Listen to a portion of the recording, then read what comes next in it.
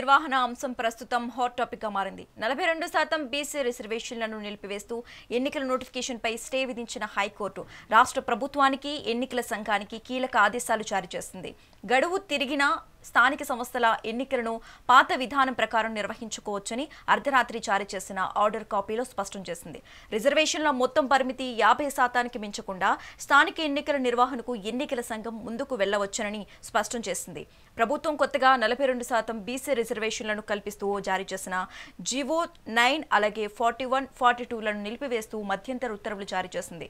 బీసీలకు కేటాయించాలనుకున్న 42% రిజర్వేషన్లను నిలిపివేయడంతో మిగిలిన దమాషా సీట్లను పద్ధతి ద్వారా జనాభా ఓట్ షేర్ ఆధారంగా కేటాయించనున్న సీట్లను ఓపెన్ కేటగిరీ సీట్లుగా గుర్తించి ఎన్నికలకు వెళ్లవచ్చని హైకోర్టు స్పష్టం చేసింది.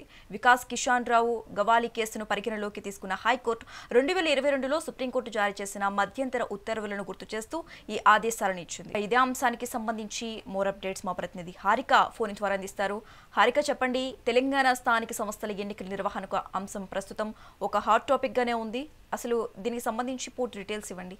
హాట్ టాపిక్ అయిపోయింది. ఎందుకంటే ఒక పక్క బీసీలకు ఆశ చూపినట్టు అయిపోయింది తెలంగాణ ప్రభుత్వం. ఎందుకంటే ఇప్పటి వరకు బీసీ రిజర్వేషన్ కి సంబంధించి అంటే ఎప్పుడైతే కులగణన జరిగిందో ఈ కులగణన గురించి అంటే ఇటు అందరికీ సరిపడా అందరూ తృప్తి పడే విధంగా ప్రస్తుతం ఈ రిజర్వేషన్స్ వస్తాయి. వచ్చిన తర్వాత అందరూ పాల్గొనొచ్చు, ఈ రాజకీయాలు చేయొచ్చు, అలాగే పదవులు పొందొచ్చు, ఉన్నత పదవులు పొందొచ్చు అన్న ఆలోచనలో బీసీలో ఎక్కువగా ఆశించారని చెప్పుకోవాలి. అయితే ప్రస్తుతం ఈ 42% బీసీ రిజర్వేషన్ ఏదైతే ఉందో ఇటు హైకోర్టు స్టే ఇవ్వడంతో ఒక పక్క బీసీ సంఘాలు అలాగే బీసీ నేతలు అందరూ రోడ్లపైకి వచ్చి ఆందోళన చేపట్టారు. ముఖ్యంగా బంద్కు పిలిపించారు. ఈ 14 అక్టోబర్ 14 కూడా ఖచ్చితంగా మాకు అన్యాయం చేసింది ప్రభుత్వం, లేని ఆలోచనని లేని ఆశని చూపించింది ప్రభుత్వం, బలహీనమైన జీవో నంబర్ 9 తీసుకొచ్చి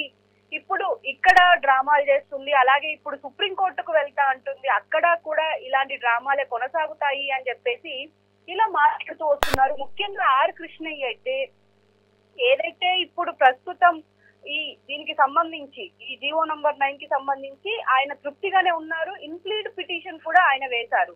అయితే ఎప్పుడైతే స్టే విధించడంతో ఇప్పుడు ప్రభుత్వం మీద వ్యతిరేకతతో ఉన్నారనేది తెలుస్తుంది. అయితే ఈ స్టే ఏదైతే ఉందో అది కరెక్ట్ గా చదివితే నోటిఫికేషన్ మీద కూడా స్టే ఇచ్చారా అని చెప్పేసి మన క్వశ్చన్ అయితే ఉండింది. అయితే ఇప్పుడు నోటిఫికేషన్ మీద స్టే ఉంది.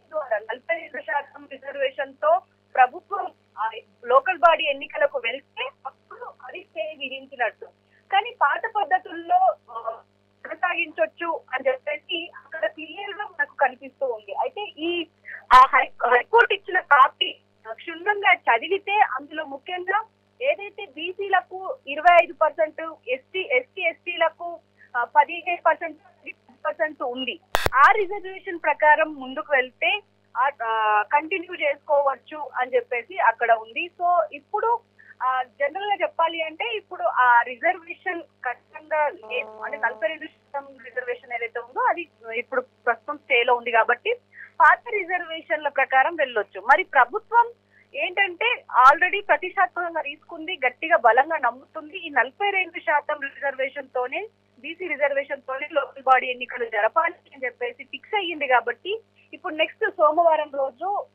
ఇప్పుడు సుప్రీంకోర్టుకు వెళ్ళాలి అని చెప్పేసి నిర్ణయించింది. మరి సుప్రీంకోర్టు దగ్గర మరి వీళ్ళు ఎలాంటి పిటిషన్ వేసిన తర్వాత యాక్సెప్ట్ చేస్తుందా లేదా, చేసిన తర్వాత మరి ఎలాంటి తీర్పు ఇస్తుంది అంటే ఒక పక్క ఆల్రెడీ వాదోపవాదాలు విన్నారు. ఇక్కడ ఆల్రెడీ రెండు అంటే 2 సభ్యులతో ఉన్న బెంచ్ వాళ్ళు సుప్రీంకోర్టు